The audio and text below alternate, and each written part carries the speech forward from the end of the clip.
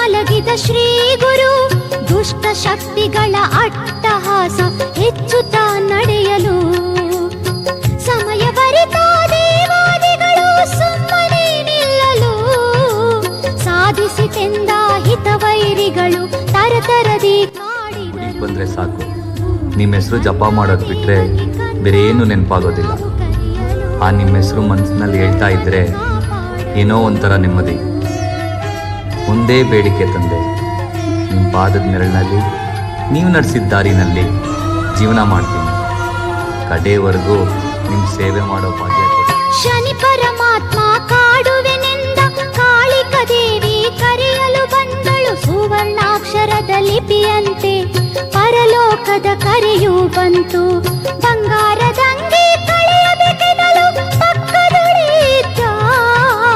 ಪಾಮರರು ಅರಿಯಲಿಲ್ಲ ಸತ್ಯವನ್ನು. ಭೂಮಿಗೆ ಬಂದ ದೇವಕ್ಕೆ ಕಂದ ನಾವು ಕರೆಯಲು, ನಮ್ಮನ್ನು ಕಾಪಾಡಲು.